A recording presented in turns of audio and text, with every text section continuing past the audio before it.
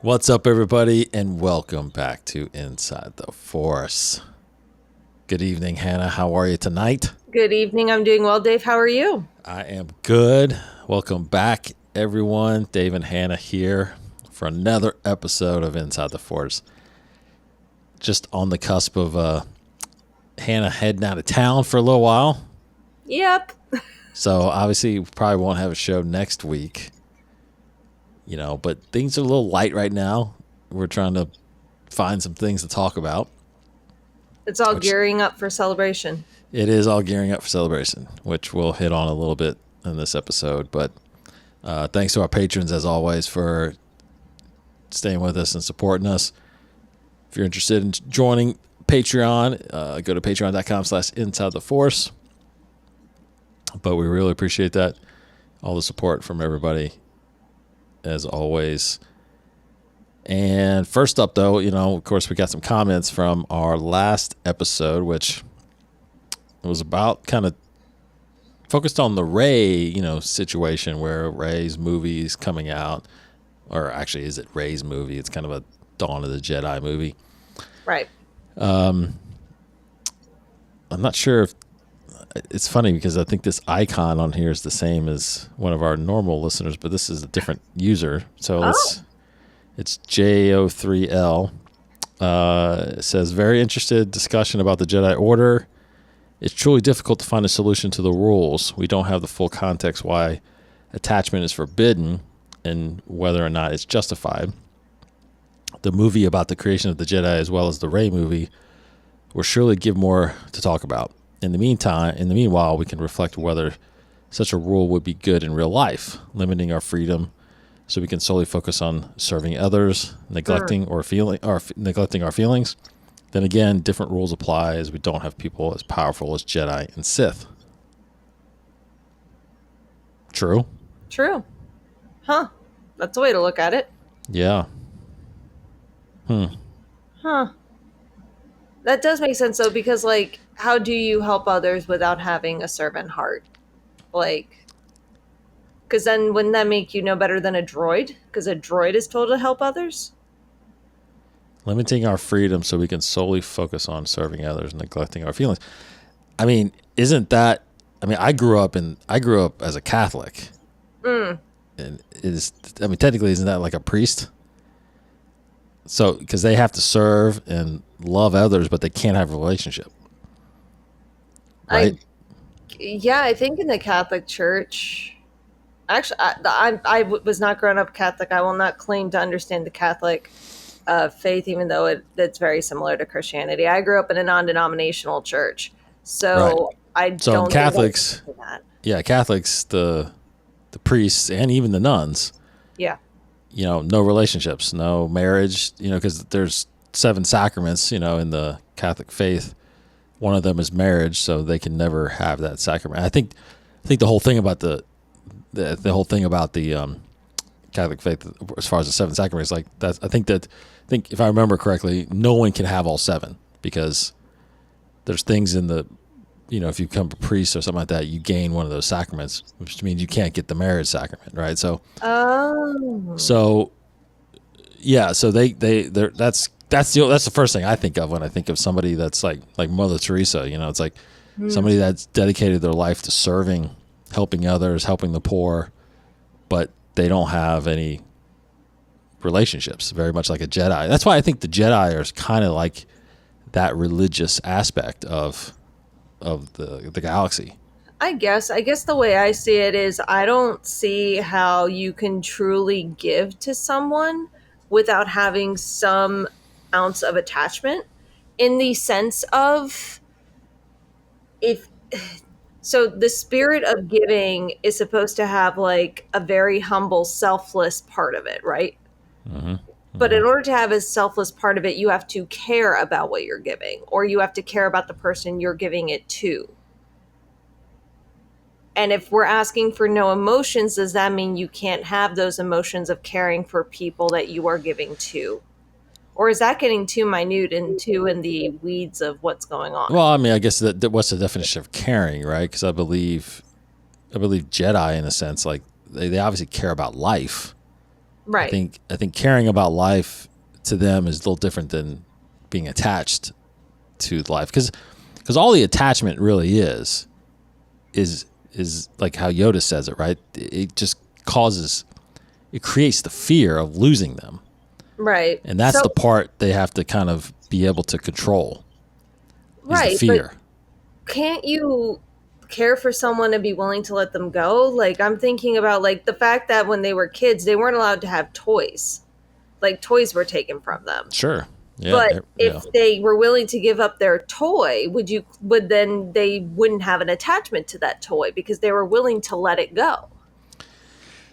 Yeah, but yeah, okay. You kind of could make that analogy, but I think caring for a toy is probably different than caring for a human, right? Oh yeah, definitely. But Or a species, right? So I'm just saying, can you make the argument of if you can let someone go, you can have a relationship. Like if you're willing to let them go and whatever happens, happens. It's in the Force's hands, according to the yes, Jedi.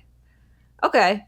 I think so, but but I think that's where I think Jedi have failed. Obviously, right? Yeah. That's, when they can't distinguish between attachment and caring, Exactly. right? So yeah, and again, I think we've said it. It's like I do believe Anakin could have done that. Absolutely. I think he could have been with Padme and had a successful relationship as well as be a Jedi. I mean, I think Obi-Wan could have done it with Satine. Hmm. So it's like, I think it really depends on the Jedi, but obviously Anakin was manipulated, but And also, I think if Anakin opened up to Obi-Wan about it, because there are a lot of hints that Obi-Wan knows what's going on. He's just choosing to turn a blind that's eye right. to it. Um, I think if Obi-Wan, like if Anakin was more open with Obi-Wan in the beginning, and Obi-Wan would have helped him through it, and they would have I been agree. able. And I think Obi-Wan wouldn't have brought it before the council. He would have helped keep it a secret because I think that's how so. much he cares for Anakin. I totally agree. I think so too. I totally agree. But that's a good comment though. That's a Yeah. interesting. He also says thanks for the episode, and then of course our buddy Thrawn comes in and says a Rey movie is not at the top of my list of Star Wars movies. I would anticipate, but I do like Daisy Ridley, and I think she deserves a movie or series of movies with a clear and good story arc. Daisy and her character Rey was never the problem in those sequel movies. I'm not sure when we will see this movie, though, as I keep hearing the writers keep changing, and I heard that the latest writer doing it, did Bourne Ultimatum, Ocean's 12, and Adjustment Bureau, which doesn't get me very excited and filled with hope, but we will see. I think it will get pushed back, and they will focus on Mando movie, Sean Levy's movie, and Dave Filoni's movie first, which I don't mind if they had the idea of Rey being the mentor type role, so would make sense she would be 10 to 15 years older. Yeah. Yep. Yeah. Interesting about they have changed writers a couple times, so 3 times, right? I know. Yeah, and so that's not always a great look, but you know, Yeah. it Who happens. knows at this point? It happens. He also says, I hope if they go with the new Jedi Order story in the Rey movie, they do something different with it. Like you both have been discussing, there are many flaws with the Jedi ways and teachings, and it would be interesting to see Rey notice this and take the Jedi Order in a new direction. This could be a good plot point, her struggling teaching a new generation of Jedi, but being unsure how to do it. Thanks for the video, both of you, and may the Force be with you. Yeah, that would be very cool, and that'd be different than what we've seen in Star Wars. Yeah, and honestly, I think that's what Luke did. I think Luke had to have struggled to get. I mean, who taught him? I mean, Rey's in the exact same boat, pretty much, where you're starting from yourself, and that's it. Well, maybe she like we get Force Ghost Luke because Force Ghost or because Luke could have had training from Force Ghost Yoda and Obi-Wan. Mm-hmm. There's nothing to say that they didn't. I mean, heck, Obi-Wan, or sorry, Yoda appeared. Let me just cycle through all the Jedi names right now. Yoda appeared in The Last Jedi. I know. Yeah. So, And it seemed like he hadn't appeared in a long time, you yeah. know. And I But think that's something that's been said before, is that these Force ghosts don't always just show up all the time, you know. So yeah, that is true. I mean, we see Anakin in Shadow of the Sith. We see Anakin appear as a Force right. ghost, Yeah. and he's like, "I don't know how I'm doing this, but I don't have time." Boom. Yes. Right. So I think it's I think it would have been very interesting to see, and we may get that now. Kind of Yeah, seems like with all the comics that they're doing between time here, that we've seen glimpses of Luke's training and starting the thing, but Rey definitely should. I mean, she should struggle, because she shouldn't. She hasn't been a Jedi very long. She never grew up with it, So it's gonna be tough, I think. indeed. Our buddy Cyber Ren, it was weird. He says, Why are you whispering, Hannah? Oh, Like you're worried about getting caught by a stormtrooper. I mean, I didn't really notice you whisper. Were you whispering a lot last week? I was whispering quite a bit, actually. Oh, you were? Oh, I didn't even really tell. I don't know. I pumped my mic up all the way. I got headphones on. Oh, really? Okay. I Is that was what? whispering. Oh, funny. Okay. Oh, yeah, I Anyway. was. Well, Martin, it sounded good. Fine. It sounded fine. So. Oh, that's really funny. All right, a couple Oh. things we can just kind of run through a little bit, but it is tough because there's not really a lot of topics. Obviously, you got Celebration, like you said, coming out in about 2 months.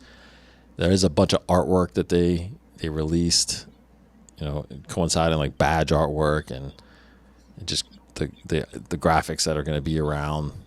Yep. Which there's some good stuff. I saw some Ahsoka stuff that I sent to my daughter, who's very excited. Gorgeous. Do you All see of that? that Yeah. artwork is gorgeous. Yeah, it's pretty neat. So in kind of thinking about that, I just had a question, because I was thinking I saw somebody mention this or something like that, about how, especially in a time like this, when there is kind of this, I don't even know what you call it, like this downtime almost in Star Wars. There's nothing really out there. You don't know what we know what's coming, but it's Andor's kind of the next thing that's coming. But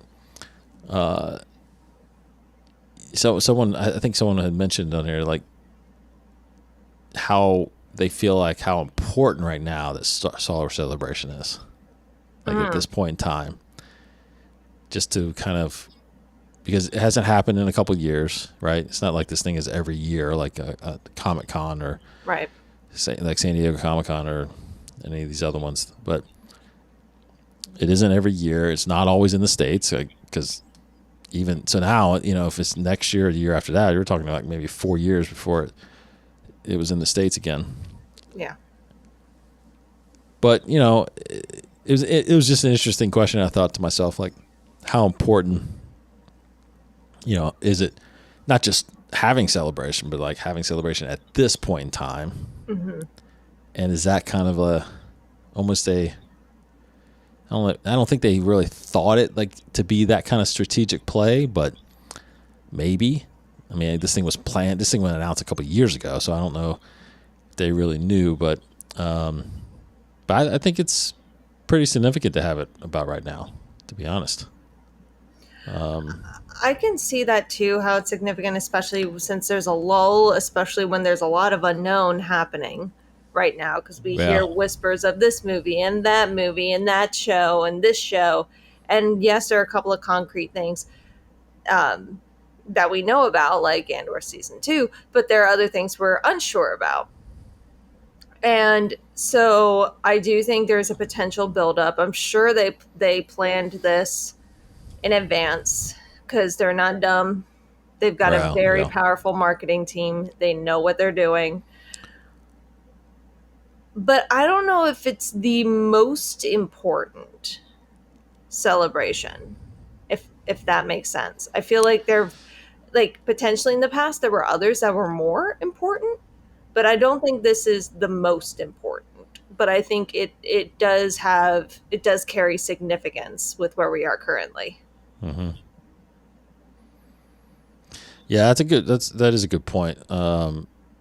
Because before Star Wars Celebrations, when they first started, they were aligned with a movie release. The Mm-hmm. Celebration 1 was before Episode 1, and then 2 and 3, and then they started becoming anniversaries of the movies. So Episode 4 came out, I think, with the 30th anniversary and things like that. So then you started just having them every year because finally Lucasfilm, owned them and started running them and making and doing like premieres there, because obviously they're going to premiere Andor there season 2 before we see it. So Oh yeah. yeah, so there's celebrations around releases and things like that, which is pretty neat. But I'm telling you, and I'm telling you, you got to go to the next one, because it is. I've said it on here a million times. It is a unique experience. It's an incredible experience. It's the only place, I believe, that you can go and hang out with thousands and thousands. You're talking 50, 60, 70,000 people that truly love Star Wars as much as you do. Mm. And there's no negativity there. There's nobody saying anything bad about anything. It's just everybody's excited to talk and see Star Wars, and it's pretty incredible. And I'm glad they do, even though I want it here, it's like I'm glad they do jump around different parts of the world, because it's worldly. I mean, you should be able to celebrate it. It has a global audience. Yeah, absolutely. Absolutely. In Japan, it's like, it's hard. I'm sure it's hard for Star Wars fans there to come to the States to come to it. So it's a great opportunity for them to go. And, they've done this in London, they've done this in Germany. So it's a very, very cool thing. And anybody has an opportunity to go. It's always, I just can't wait to get back, because it's been a long time since I've been. I didn't go to Anaheim because it was just after COVID. Mm. It was hard to get in, because they had limited access and stuff like that. So, Yeah. but I promise I'm going to the next one, and I'm sure my daughter's going to want to go. Oh. Yeah, so I think that's going to be pretty cool to see. Oh yeah. I hope it's in Definitely. Orlando. I hope it's in Orlando. That would be amazing. Yeah, that I really liked it when I was there. They've only had it there once, I think. So then it's probably about time for it to come back to Orlando. I know. Or, they had it in Chicago, which wasn't bad either. It was kind of cold because it was in April. Okay. They had the first 2 and 3 were in Indianapolis. Okay. Which would be very easy for us. Oh yes, that's only what, a 3.5 It's like hour 2 hour drive? drive. Yeah, 2.5 hour drive. But about 2.5. But it hasn't been here since 2005. So that's, and now it's really been in the big cities like Orlando or Anaheim. Right. So, of course, where Disney is, that's kind of Yes. where. But yeah, Celebration. No, if everybody can go, it's a fantastic experience. I did see a little quick article on StarWars.com I wanted to share too. It's like, just a name. They have a little article in here that talks about everything Star Wars that's on Disney Plus. Okay. So I thought it was interesting to see this list, because, I mean, Disney Plus, think about it. Disney Plus is only just over 5 years old. Right. Now, obviously, a lot of this stuff was already made before, but you've got 1, 2, 3, 4, 5, 6, 7 live action series on there now. And plus, Mandalorian has multiple seasons, right? Yep. You've got obviously 11 movie. 1, 2, 3, 4, 5, 6, 7, 8, 9, 10, 11, 12 movies if you count the animated Clone Wars movie. You've got 2, 4, 6, 7 documentaries. You've got 2, 4, 6, 7 animated series. You got a ton of specials from like the Lego series stuff, the animated miniseries, Lego Star Wars, animated shorts. You got the vintage collection, like has like Ewoks and droids. Dang. And then you got bonus materials. I mean, there's a lot on there. So, I just think sometimes we forget how much Star Wars is actually that we've gotten. Wow. Especially in the Disney era. Yeah, there's a lot. Is it too much yet? No, I don't think so, but I do. There are some things that have been put out that make me pause and wonder if quantity is really more important than quality. Right. Like it always comes down to that question, right? I think there can be too much of a good thing, especially if that good thing doesn't turn out to be good anymore. Mm-hmm. Mm-hmm. But that sounds like a lot. And then you sit down and you think about all the books out there, all the comics out there, all the games Right. out there. It's like, holy smokes. There's a There's a lot, lot. and there's a lot of books. I feel like. I There mean, I are. have. And we're not I even talking about the extended universe. Like we're talking about don't know. canon. Yes.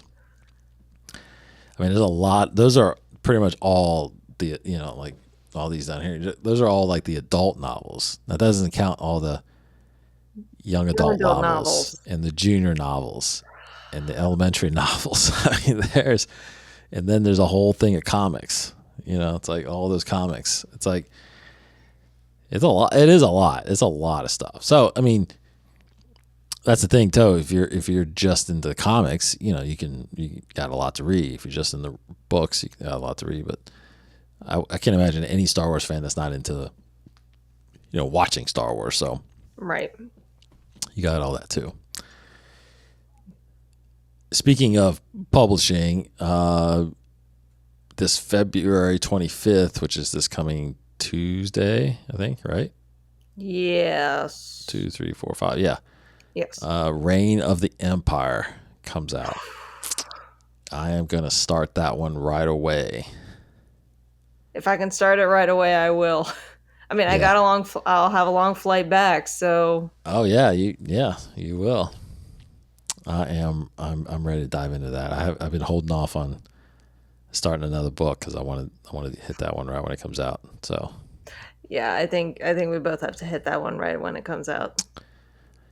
yes, and then you got the Acolyte Wayseeker coming out in May. You got the end of the High Republic. Trials of the Jedi comes out June 17th. And then, of course, comics-wise, there's a couple good ones out there. Legacy of Vader is out there. Ahsoka's still running, which is the adaptation of the show. And then, of course, the High Republic's got some issues going out. And then, actually, The Rise of Skywalker is finally coming out next week with their comic adaptation. That was supposed to be out when the movie came out, but they, for some reason, held that back. And now it is finally coming out. So go check those out. Just one other thing I was going to talk about. You had sent me something about this recasting of, I think it had to do with like Luke being, we've talked about Luke kind of showing up at Galaxy's Edge. Right. And it being, a younger person or, a young Luke. Hopefully, I don't know if it's going to look like Mark Hamill or not. Who knows, right? Probably not, but, But there has always been this push that if anybody is going to play Luke, it would be Sebastian Stan, who's the Winter Soldier in the Marvel Universe. I just kind of want, I think we've talked about it. I think, and we both you can say it again or not, but, we both kind of express our feelings, I feel like, of how we feel about the original cast being recasted, like a Leia or a Luke or a Han. I'm not really for it. I'm for just moving on, different characters. But I will say overall, like I do want to hit on like overall recasting because it happens a lot, right? Just if you think about like the big franchises, I mean, technically, Star Wars, let's just say, there has been recastings, right? I mean, you've had to do it. A young Han Solo, right? You get Alden do that. Mm-hmm. You've kind of recasted in a sense, if you want to go that far, but you recasted Mon Mothma because it's not the same character, not the same person that played her in Return of the Jedi, even though I understand the years have passed, so you have to. Right. But, and then I'm thinking of like kind of the Marvel universe. There was always like an Iron Man. Terrence Howard was Rhodey at first. Now it's Don Cheadle. Bruce Banner was replaced, and then I just went and saw Captain America last week, and Mm-hmm. General Ross is now played by Harrison Ford.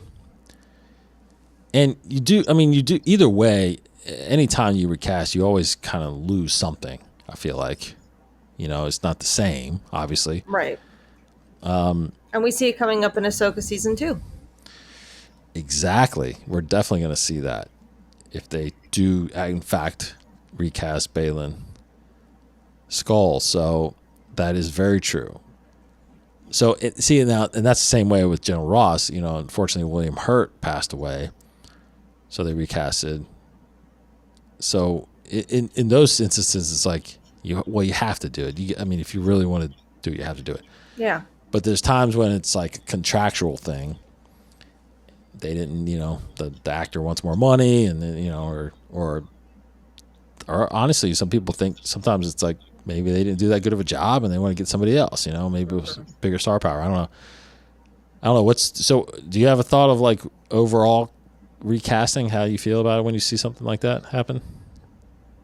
I mean, I feel like in some ways, especially with the way technology is moving forward, you can make it work. I mean, thankfully with Mandalorian season 2, was it? You know, Pedro Pascal couldn't make it. So they just had somebody play him and then had him do all the voiceover stuff later. Mm-hmm. So, but that's like the benefit of having a masked character. Right.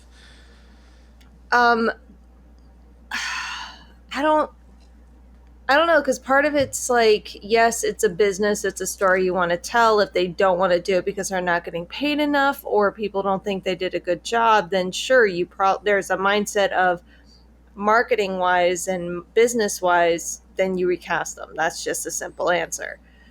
But then there's a whole nother side of character identity that's already been created. Yeah. And it could actually hurt you to recast them.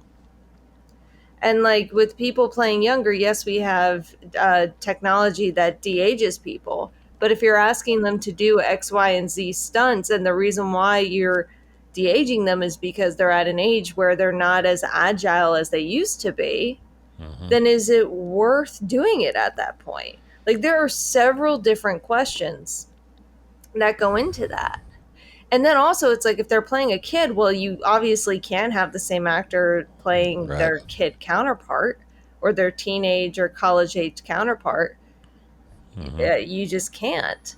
So there are so many questions. I don't think it's a simple answer, and I think it depends on the situation because companies have a lot of money. If you're not able to shell out another 2 million for a certain person to play a part, then what are you doing? You're You right. have that money. Like, come on. But if it's contractual stuff and audiences are not a big fan, then it's a huge question of, well, what do you do in that circumstance?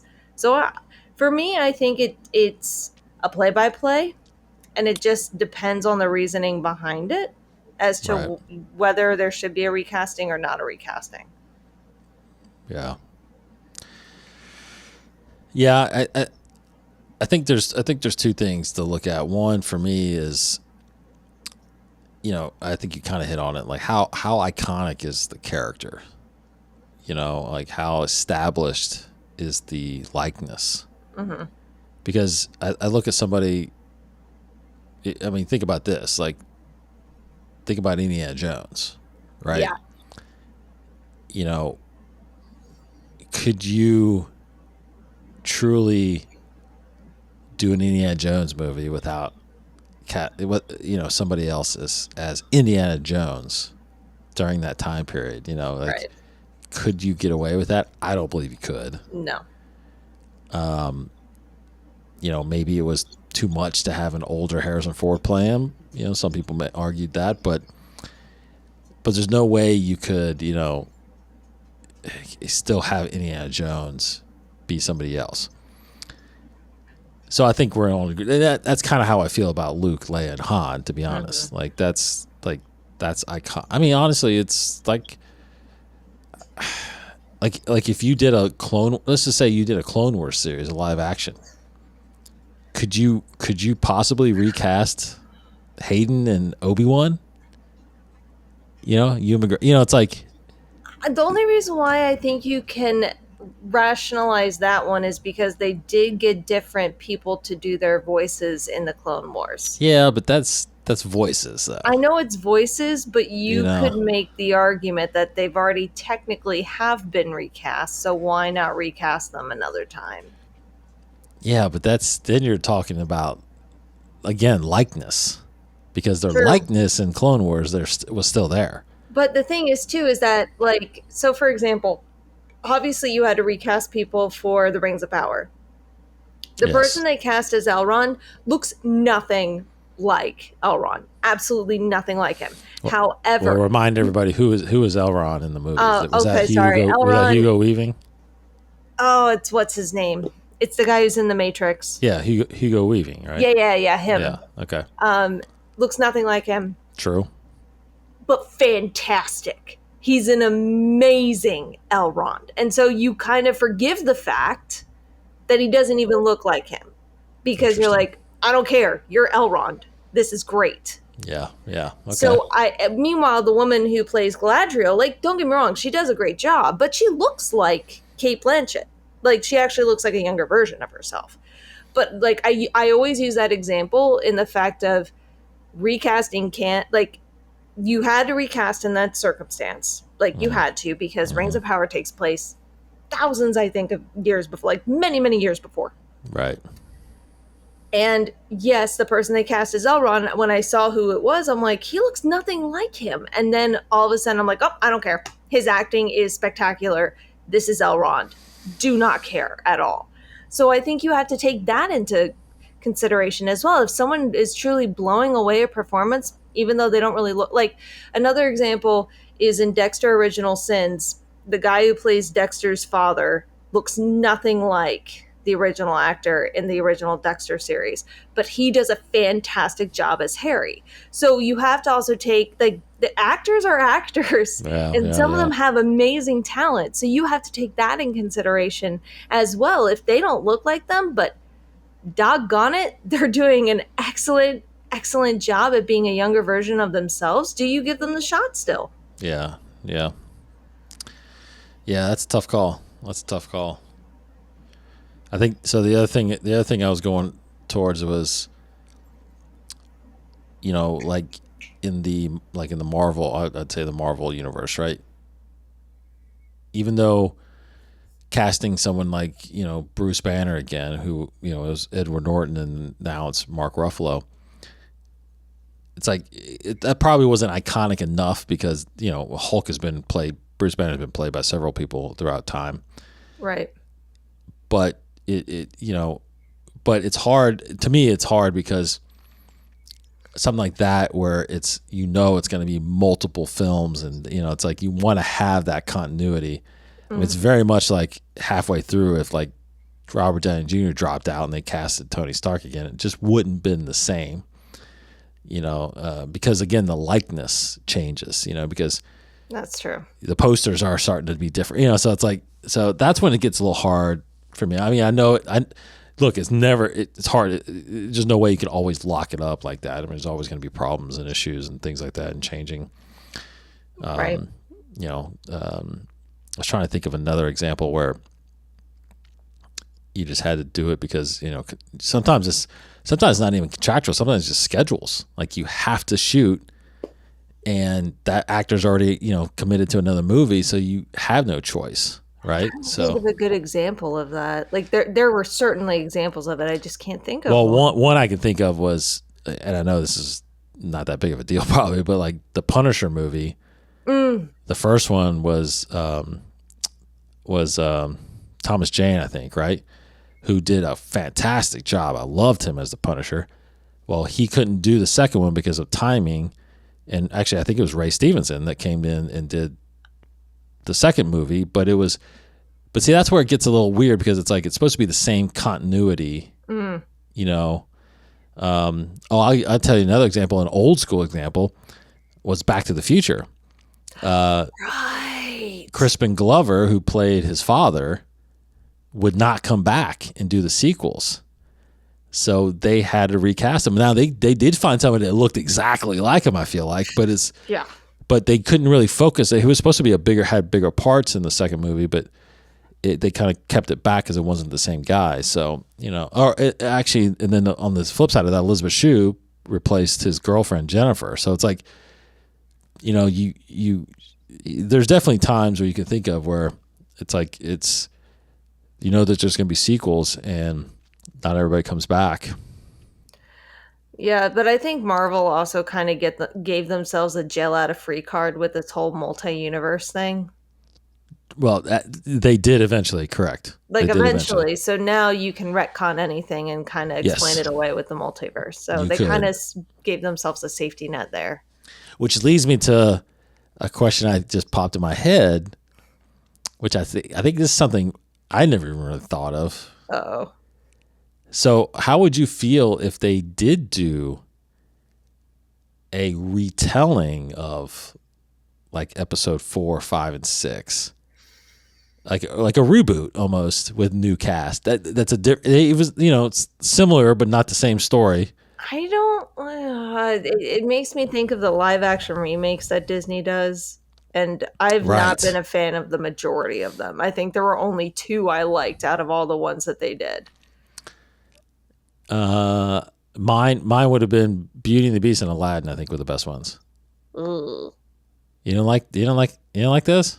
I didn't like either of them. Wow, I thought I they were the really did not like closest. Beauty and the Beast. I almost walked out of Beauty and the Beast. In They all were the. I honesty. mean, they were the closest to the animated series. I feel like. Mm, I disagree, Oh but wow, that's a whole different argument then because that's a I don't different know. I argument. don't know Oh what. man, It's the I same will music and debate that. everything.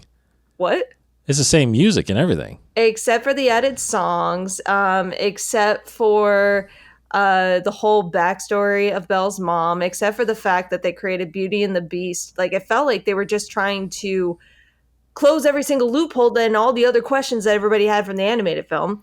Also, they made Belle more of an inventor. Also, I could keep going, but anyway, my Yeah, but two the favorite. premise. I mean, you can add character details, but the premise of the movie is the same. Well, so it is for like all the other ones. Cinderella premise is the same. Jungle Book premise is the same. Both of those are my favorite, by the way. I love Cinderella. I still cry at the end of it every single time, and I love Jungle Book. I Yeah. thought they were great. Well, Cinderella they changed just because the animals weren't as involved, Okay, really. but that's the same as changing the other things in Beauty and the Beast. The premise is still the same.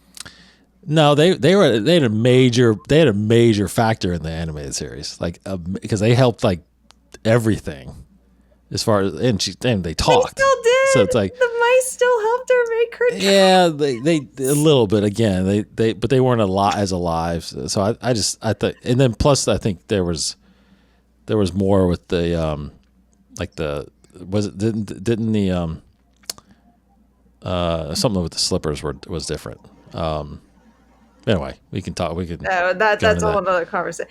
Anyway, it reminds me of the live action. I'm not a fan of the majority of Disney live actions out there. That gives me pause. I'm Hmm. already having actually I'm okay with the fact that HBO is redoing a whole Harry Potter series, but instead they're going to do each season as each book because then I'm like, okay, you're actually going to probably go into the books and tell the story about a lot of things that they took out of the books in order to make them movie length. It's like, a TV show gives you a lot more freedom. but they have to recast it for obvious reasons. Mm-hmm. So I'm just getting to be okay with that. I don't know how okay it would be the same as if somebody said, "Hey, they're going to do a retelling or remake of 4, 5, and 6." It would be the same feeling I would have if someone told me they were going to do a remake of the Lord of the Rings trilogy. Which they are. And I'm not happy about it. Yeah. I I think am Peter not happy Jackson. about I it. think actually Well, Peter Jackson's involved. I know. I Yeah. don't care. Yeah. Why are you remaking something that was already a masterpiece that could live on for generations? Like that's my point of view. And so that's if someone were to if Disney were to come out tomorrow and say that, I'd be like, why are you doing that? Yeah. Like you Yeah. don't need to. Why are you? Yeah. No, I'd be pretty upset. I'd be pretty upset if they ever went down this multiverse thing in Star Wars. Like that's not. I don't think you can. Like multiverse works in a sense for Marvel because if you really take a step back and look at all the Marvel characters and all the Marvel comics, Yeah. that makes sense. Like use Spider-Man for example. There are very very different versions of Spider-Man. So Marvel having a multiverse makes sense. Star Wars, no. Yeah. But the funny thing is, the multiverse in comics, which is where it kind of was introduced, like it was only really introduced to fix the continuity problems. Right. Which is right. hilarious. Like Crisis on Infinite Earths, which DC did in the 80s, that's how they solved all these issues they had with all these different Superman and Batman. And Yep. And it was funny to learn that. It was like, oh, okay. Well, it makes sense, that now you have these different Earths and stuff like that. But overall, I think Star Wars has done very well with the continuity, so I don't see a reason why they would have you're to right. do that. No, you're right. Feel And safe. I think that's what makes it very special, is that it is one timeline. And, you're going to have continuity issues, but they're not very major. They're not glaring. Like, Yeah. not like someone dies and then all of a sudden they're alive again. Although, still don't know how Sash came back, but They better explain that one. right, yeah, that one's still up in the air. But yeah, that seems like it might be a bigger conversation actually. Oh yeah, at some point, because I think we could run into it as we're bouncing around these timelines. That's definitely no. something that could come up. Well, I think there's if it's right now being talked about in the trades and rumors, I feel like that means that there's talks about doing that with that time period right now that we're kind of entering with more content between episodes 6 and 7. I mean, which I just think you got to stay away out of. You just got to stay away from it. No, there's already story issues with the sequels. Unfortunately, just don't even go there. Right. Don't even go there. All right, so Hannah, have a great vacation.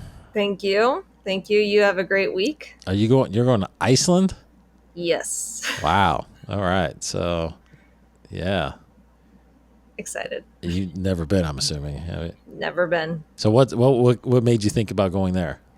My mom calling and saying, "Hey, I found a great flight deal. You want to come?" Oh, okay. That's good. Okay, that's another reason. And I was Has like, she been there yes. before? Has she been there before? None of us have been there before. Ah, okay. So it'll be Interesting. fun. Yeah, that would be fun. That's interesting. Swap out cold weather for colder weather. I know. Jesus. Yeah, I've already packed like 5 layers of pants and 5 layers of shirts. Is it like, what is it? Is it like below zero there or something? I'm fairly certain it is. Wow. I'm excited though. It's supposed to be gorgeous, so. Yeah, because Iceland is actually the supposed to be the beautiful one, and Greenland's actually the ice island. So anyway, we'll hear about your trip in a couple weeks. Thanks everybody for joining us. I'll see if I can get Martin on here next week. Maybe if not, no worries. We'll be back the following week as we get into March. which will be Yes. about a month away or so from Andor season 2, but got some Star Wars reading to do with Reign of the Empire coming out next week. So Yes. Yes, that's we do. next on my list. Yep. All right. Take care, Hannah. Take care, Thanks. Dave. Yep. Take care, everybody. We'll see you in a little while. Have a great weekend. May the Force be with you.